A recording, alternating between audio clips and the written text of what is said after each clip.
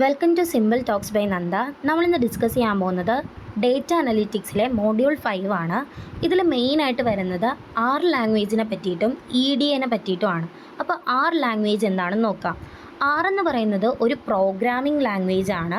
അത് എന്തിനാണ് യൂസ് ചെയ്യണമെന്ന് വെച്ചാൽ സ്റ്റാറ്റിസ്റ്റിക്കൽ അനാലിസിസിന് വേണ്ടിയിട്ടാണ് നമ്മൾ ഈ ലാംഗ്വേജ് യൂസ് ചെയ്യുന്നത്. അതേപോലെ തന്നെ ഗ്രാഫുകൾ ക്രിയേറ്റ് ചെയ്യാനും കൂടെ വേണ്ടിയിട്ടാണ് നമ്മൾ ഈ ലാംഗ്വേജ് യൂസ് ചെയ്യുന്നത്. Is a programming language used for statistical analysis and creating graphs.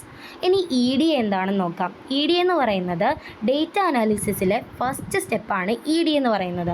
അത് എന്തിനാണ് യൂസ് ചെയ്യണമെന്ന് ചോദിച്ചാൽ ഡേറ്റേനെ സമ്മറൈസ് ചെയ്യാനും അതേപോലെ വിഷ്വലൈസ് ചെയ്യാനാണ് നമ്മൾ ഈ EDA എന്ന് പറയുന്ന അനാലിസിസ് യൂസ് ചെയ്യുന്നത്.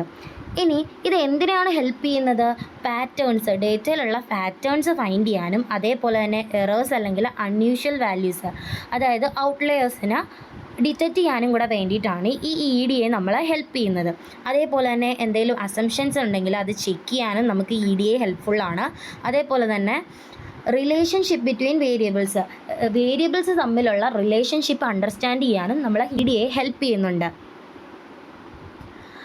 അടുത്തതാണ് EDA ഇൻ R. അതായത് 2 ടൈപ്പിലാണ് വരുന്നത്. ഫസ്റ്റ് ടൈപ്പ് എന്ന് പറയുന്നത് ഡിസ്ക്രിപ്റ്റീവ് സ്റ്റാറ്റിസ്റ്റിക്സ് ആയിട്ടും രണ്ടാമത്തെ ടൈപ്പ് ഗ്രാഫിക്കൽ മെത്തേഡ്സുമായിട്ടാണ് വരുന്നത്. ഡിസ്ക്രിപ്റ്റീവ് സ്റ്റാറ്റിസ്റ്റിക്സ് എന്ന് പറയുമ്പോഴത്തേക്കും മീൻ, അതായത് ആവറേജ് ആയിട്ട് വരാം, അല്ലെങ്കിൽ രണ്ടാമതെന്ന് പറയുന്നത് മീഡിയൻ, അതായത് മിഡിൽ വാല്യൂ. ഇനി മൂന്നാമത്തെ എന്താണ്? മോഡായിട്ട് വരാം, അതായത് മോസ്റ്റ് ഫ്രീക്വൻറ്റ് വാല്യൂ ആണ് എന്ത്? മോഡ് എന്ന് പറയുന്നത്. ഈ range or interquartile range ആയിട്ടും വരാം. ഇനി രണ്ടാമത്തെ എന്തായിരുന്നു? EDA ഇൻ Rൽ ഗ്രാഫിക്കൽ മെത്തേഡ്സ് ഉണ്ട്. അതിൽ എന്തൊക്കെ വരാം? ഹിസ്റ്റോഗ്രാം വരാം, ബോക്സ് പ്ലോട്ട് വരാം, ഡെൻസിറ്റി പ്ലോട്ട് വരാം.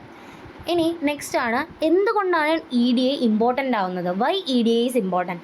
EDA ഇമ്പോർട്ടൻ്റ് ആവാനുള്ള കാരണം എന്ന് വെച്ചാൽ അത് നമ്മൾ ഓൾറെഡി പറഞ്ഞാണല്ലോ, മിസ്സിംഗ് വാല്യൂസിനെയും ഔട്ട്ലെയേഴ്സിനെയും കണ്ടുപിടിക്കാൻ നമുക്ക് EDA ഭയങ്കര ഹെൽപ്ഫുൾ ആയിട്ടുള്ള ഒരു സംഭവമാണ്.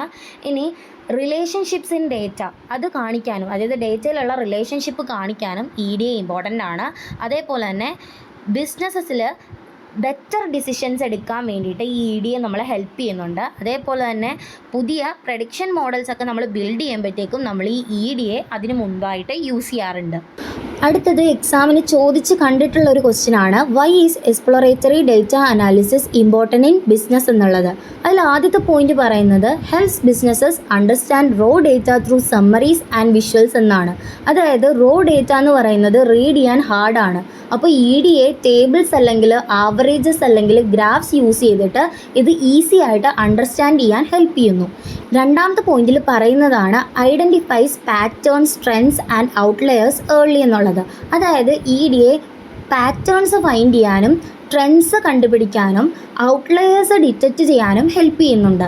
ഇനി മൂന്നാമത്തെ പോയിന്റിൽ എന്താ പറയുന്നത്? Prepares meaning and clean data four decision making or predictive analysis. അതായത് ഡേറ്റയിലുള്ള എറേഴ്സിനെയും മിസ്സിംഗ് വാല്യൂസിനെയും റിമൂവ് ചെയ്തിട്ട് ഡേറ്റ ക്ലീൻ ആൻഡ് റെഡിയാക്കി വെക്കുന്നു. അങ്ങനെ ബിസിനസ് ഡിസിഷൻസ് അല്ലെങ്കിൽ ഫ്യൂച്ചർ പ്രഡിക്ഷൻസിന് വേണ്ടിയിട്ട് യൂസ്ഫുൾ ആക്കി അത് വെക്കുന്നു.